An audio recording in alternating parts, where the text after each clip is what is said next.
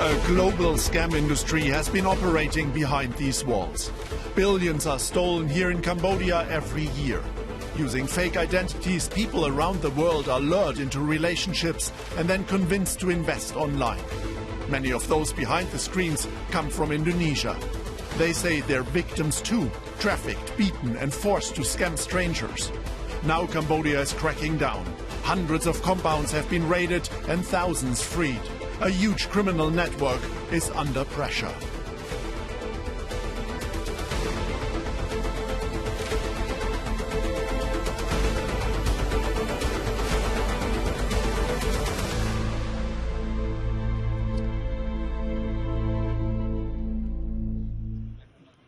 Lunchtime in one of Cambodia's largest rescue shelters for former scam workers.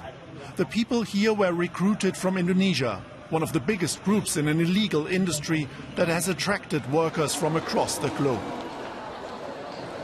After a nationwide crackdown shut down the huge scam facilities, they turned to the Indonesian embassy for help. Many, like 32-year-old Noventry, overstayed their visas and now wait for documents to finally return home. I'm here for 1 week, 1 month. Noventry arrived a year ago only to learn that she has to work in a scam facility in Cambodia. We only use her first name to protect her identity. When we didn't reach our task, they can make a physical punishment for us, and they put me in a banker and tied my hand. And at 3 days, they didn't even give me any food. 3 days, I slept there. Thousands of Indonesians have passed through this rescue facility, and their stories are often similar. They applied for what they believed were legitimate jobs abroad, like Rohim, but instead ended up in scam centers run by criminal networks. These are the scars from the abuse. I was beaten with a sharp weapon because I couldn't make any money. Anyone who failed to bring in money would be beaten and tortured. Rohim and Noventry used to work in huge housing complexes like these. Scam centers can be found across Cambodia, often concealed inside special economic zones and heavily guarded. In recent months, Cambodian authorities say they have raided hundreds of suspected scam locations and shut down nearly 200 centers, like this one in the capital Phnom Penh. Inside the compounds, workers were trained to carry out a range of scams. Many focused on what's known as romance or investment schemes, designed to manipulate victims emotionally before convincing them to send money. Noventry and her boyfriend Salman explain how this works. The instructions on how to build fake online identities are highly detailed. First, what we do, character packaging. Like, we should make a good character, good model. So we need beautiful girl with a good influencer, like influencer. So we use his picture, videos, and every detail of her. I use a woman face. I'm a man, but I use a woman face for make the man loves me, and then that will give a chance to earn money from men. Investigators say the first contact is designed to appear accidental. Conversations are still visible on the screens. Excuse me, is this the contact for the travel agency in Paris? Is this the number of the translator in Norway? Victims are often single businessmen or pensioners. They're slowly drawn into an investment opportunity, a fake cryptocurrency or trading platform that appears legitimate, says Jason Tower from the United States Institute of Peace in Bangkok, who studies organized crime networks in Southeast Asia. Yeah, so what you're seeing here is one of these fake trading platforms that the scammers are using to steal money from a global population. And you can kind of see the targets here. You've got, English-speaking countries. You've got Japan. You've got Korea. Chinese-speaking countries. There's Spain. There's Germany in there. So they're going for a real global population with these scams. For Cambodia, there's a lot at stake. The country is trying to protect its reputation as a cultural tourism destination, and many citizens feel the kingdom has been taken hostage by criminal networks. The scam industry is vast, generating an estimated 40 to 50 billion US dollars a year across Cambodia, Myanmar and Laos. The government of Prime Minister Hun Manet has pledged to dismantle it, with an ambitious plan to remove scam operations within months. The scam network, what we call the black economy, is destroying our honest economy. It's put a bad reputation on Cambodia, distract tourism and investment. So this is the reason why we need to clean this out, so that the real economic activities can be promoted. Former scammer Agus, who prefers not to reveal his real name, says he's skeptical. He was freed during the recent crackdown, but doubts the industry will disappear anytime soon. Actually, when the cracks down, the boss get a call from the officer, maybe from police or from the army. They call, they will have an operation. So the boss let us go.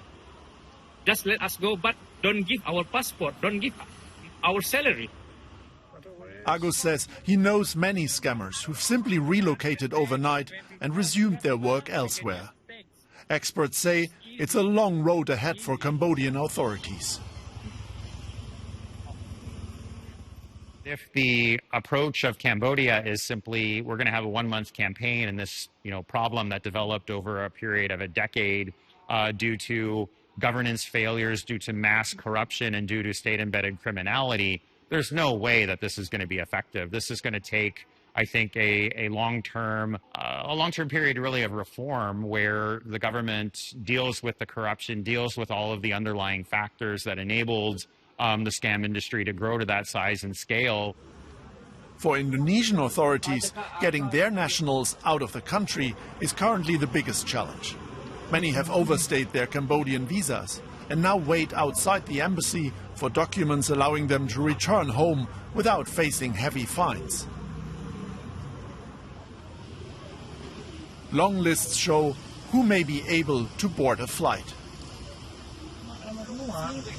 Another challenge is determining who's a victim and who knowingly took part in the scams, says Krisnachi Parta Direja from the Indonesian embassy. From our preliminary investigation, there is no indications that they are forced to work here or being the victim of the trafficking in persons. So there's indications that they knew that what kind of work they do here in Cambodia. Ambassador Santo Darmo Sumarto recommends tighter travel controls, saying there's evidence that some Indonesians return to scam operations after being helped to return home. How is it possible that somebody who has never worked in front of a computer before, somebody who doesn't speak a language other than Bahasa Indonesia or even a local dialect, how does somebody like that have in their heads that they could actually make a salary? So this is one of the things that we have to tackle. Somehow people believe that this is a highway towards getting rich. Former scammer Agus confirms that the work can be picked up quickly and doesn't require any particular skills. Even we cannot speak English very well, the China boss, they have one machine we call AI master. They can do everything. Even your face not handsome, they can make you handsome. Even you're not beautiful, your face can be beautiful. Salman and Noventry hope they'll soon get clearance from Cambodia to return home. They also know people who cooperated and made significant amounts of money in the industry. Other people, it's very good with that. They're very expert and professional for scam people. They are fast learner. They reach a lot of money from them. They gonna be a leader, gonna be a consultant. They have a position. Once they return to Jakarta, everyone here will be questioned. Although the criminal operations they joined weren't on Indonesian soil, they could still face legal consequences. Rohim is very worried about this. We're asking for compassion. We were tortured, exhausted and not even paid. If we return to Indonesia only to face legal charges, what does that mean for us? We just want to go home and be free. It's like escaping a cage to just end up in another one. The Cambodian government says that in recent months, more than 210,000 foreign nationals have left the country and returned home. But observers say new recruits still continue to arrive at the capital's airport.